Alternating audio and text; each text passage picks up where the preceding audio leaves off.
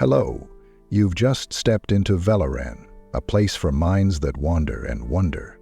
If these ideas speak to you, a like and a subscribe would mean the world.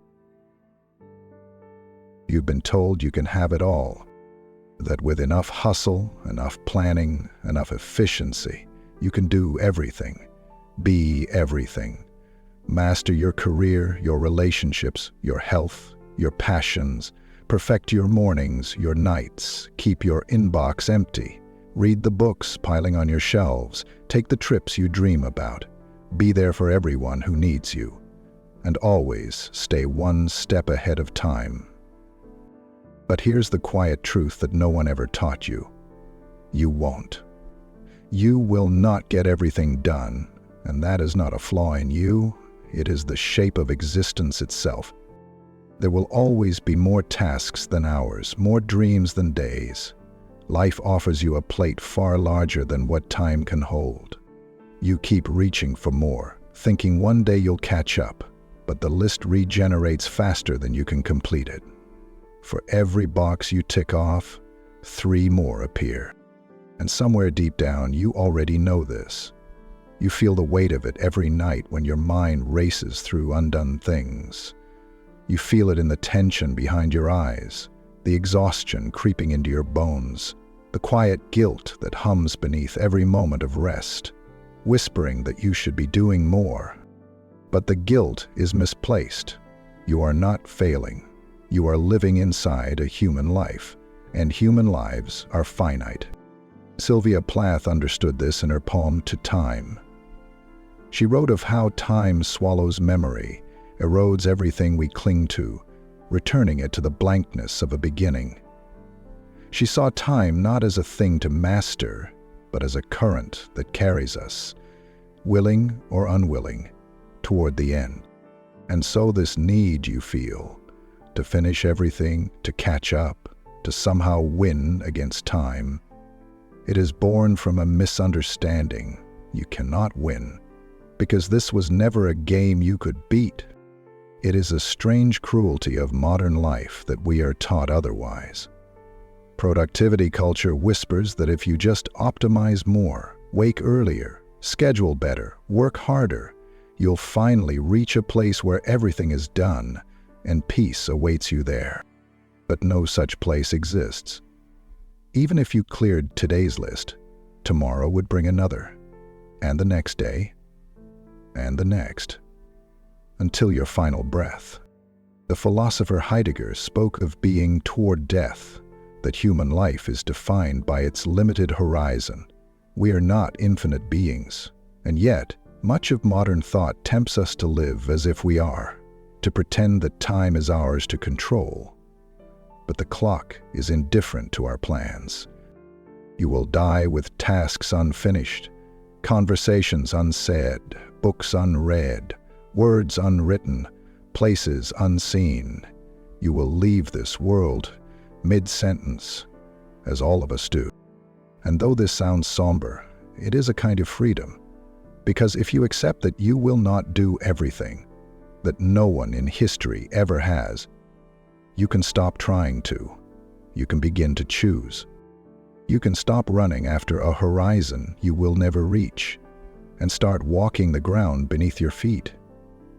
You can give yourself permission to say no, to let some things go, to leave parts of life unexplored, not because you failed, but because you are finite. Nietzsche said that to be human is to embrace one's limitations with courage, to create meaning within them rather than fighting against them. And this is where meaning lives, not in the sheer volume of things you accomplish, but in what you choose to give your time to. Time, after all, is not a resource you can hoard. It is a river, always moving. You can only decide where to swim. So you must choose which moments deserve your presence, which people deserve your love, which tasks truly matter. There is a gentle power in learning to say, I will not do it all, and that is okay. This is not giving up, it is waking up to the truth that every yes you speak is also 1,000 no's. Every hour spent is an hour you will never get back. There is tragedy in this, but also beauty, because it forces you to live more deeply, to stop scattering yourself across 1,000 shallow things, and instead root yourself in what matters most. Plato spoke of the examined life, not a life of frantic doing, but of thoughtful being, and part of that examination is asking, what truly deserves my days? Too often, we give our time to what is urgent, rather than what is meaningful. We mistake busyness for purpose. And then we wonder why we feel empty, even as we stay constantly in motion. But you do not need to fill every hour to justify your existence. You do not need to answer every message, complete every task, say yes to every request. You need only to choose to say with clarity, this is what matters to me. This is where I will give my time. And to let the rest fall away, unfinished and unapologetic. Sylvia Plath wrote of time as a force that erases. You cannot fight this erasure, but you can decide what small marks you will leave behind, however fragile. And so, perhaps tonight, you can stop racing. You can sit quietly and feel the truth of this. You will not get everything done, and you do not have to. Your worth is not measured by completed lists. Your life is not defined by your productivity. It is defined by presence, by choice, by the moments you truly inhabit. Seneca said, "It is not that we have a short time to live, but that we waste much of it." And often, the way we waste it most is by chasing an impossible fullness rather than embracing a deliberate incompleteness.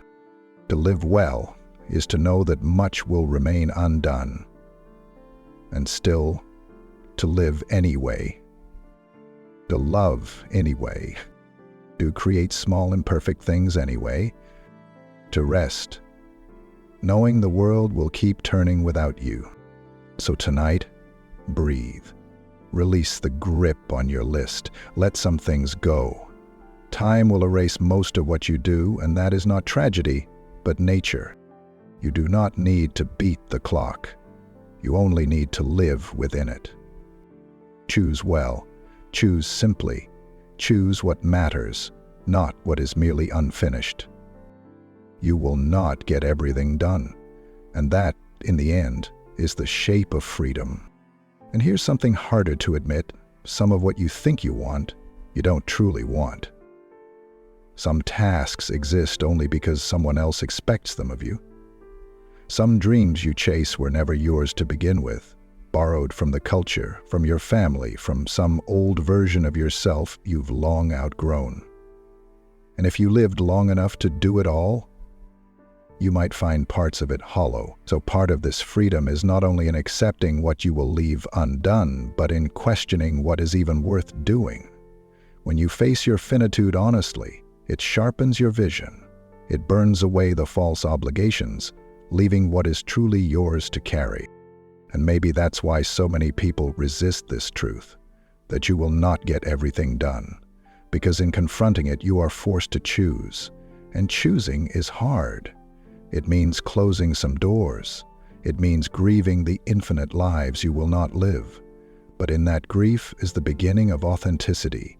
You stop living for appearances. You stop living for the checklist. You begin, instead, to live for what moves you, what stirs your soul. And if you do that, if you live aligned with what matters to you, then even an unfinished life can be a whole one.